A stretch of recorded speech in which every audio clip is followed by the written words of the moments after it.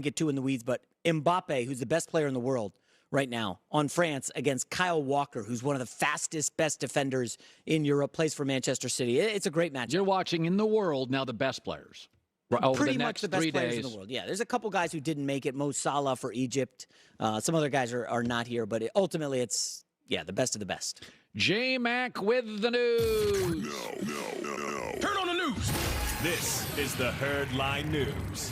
We've had a habit of some breaking news during the show over the last month. This one's not good, Colin. Buffalo Bills, it's official. Von Miller is having ACL surgery. They did exploratory look at after his knee injury, and it sounds like he indeed has torn his ACL. Sean McDermott, the head coach, just announced he's done for the season. Colin, this is a big loss any way you slice it. If you remember the season opener against the Rams, Von Miller, 2 sacks. The big game against Mahomes and the Chiefs, which locked up home field advantage if they win it, he had a sack in that game. 2 sacks in that game. They do have some depth at edge rusher, but a bunch of guys are injured. They're going to have to chase Burrow and Mahomes in a playoff game. This is not great for Buffalo.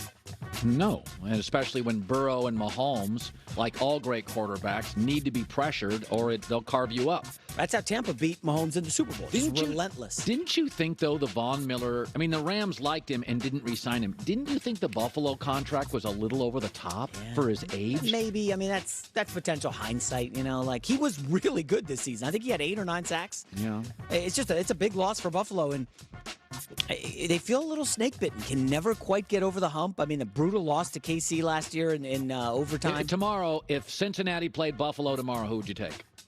Well, I'm done betting against the Bengals. That has cost me some money the last couple of weeks. I just can't figure out your boy, Joe Burrow. He's a killer. He's our Joe Montana. And I'm looking at the Browns this week, 6-point dogs. By the way, Burrow has never beaten the Cleveland. I don't know what's up with that.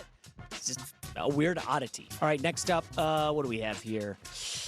Not good news from the New York Giants. They were hot to start the season, but Brian Daboll's dealing with some internal controversy.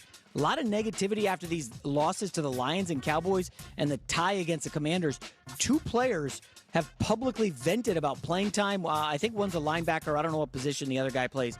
But Brian Daboll has pledged to conduct private conversations with some of these guys. He inherited a mess. Gettleman was incompetent. So, this is people that are banging on Josh McDaniels of the Raiders. Yeah. That is not an 8-game rebuild. The Giants are not a 1-season rebuild. Daboll's been great. Great example. They start 6-1. He brings his offense in. Now everybody has tape on Daniel Jones and knows how to defend him. So he doesn't have the right quarterback. He's got a great left tackle, a star running back. Thibodeau has been terrific. Thibodeau's been a monster. Yeah, they got to rebuild their O-line. They got to rebuild their receiving corps. Now, he's an offensive guy, but you got to be fair here. The Jets roster is ready to win games. Yeah. If they had a quarterback, the Giants is still in major rebuild mode all over the place. They exceeded expectations for the first half of the season. A lot of luck involved. Colin, they've got the Eagles this week. Then Washington next week in a rematch, which is basically a playoff elimination game in Washington. I will also note the Giants' defense was on the field for 82 snaps on Sunday. Yep. They played overtime, and now they play against the Eagles, who are looking like a machine. The line's gone up to 7. I'm on the Eagles. I know it's a big number, divisional matchup on the road. I can't make a case for the Giants here. Yep. Don't disagree. Final story, 49ers lost Jimmy G, obviously, to the broken foot. And Brock Purdy, a.k.a. Mr. Irrelevant, is now their guy. Purdy was really good, as you said, against the Dolphins.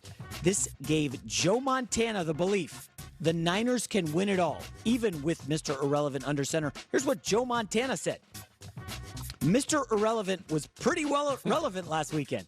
I think they got a chance. Their defense is playing well.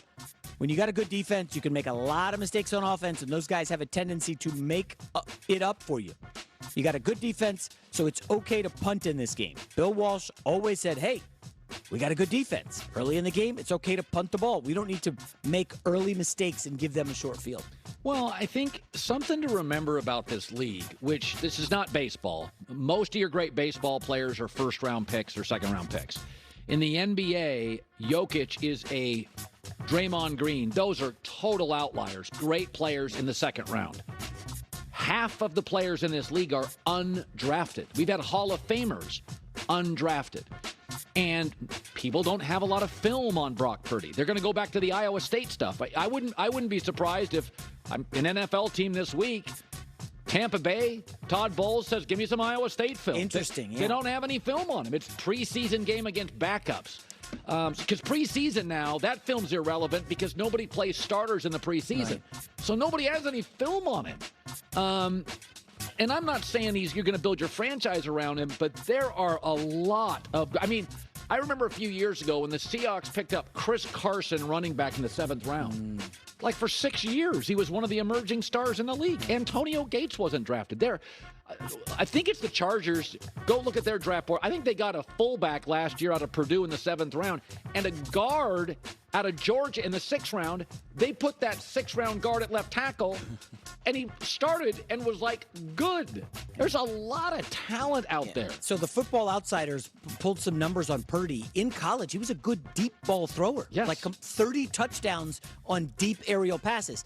Listen, this Tampa defense, we just saw him on Monday night. Andy Dalton, who's terrible under the lights, kind of carved them up, made no mistakes. I know a lot of people are saying Tampa this week.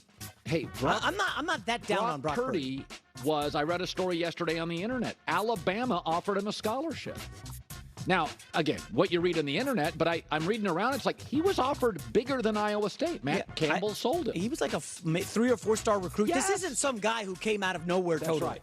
Started for 4 years. If he was 3 inches taller, he's a 3rd-round pick.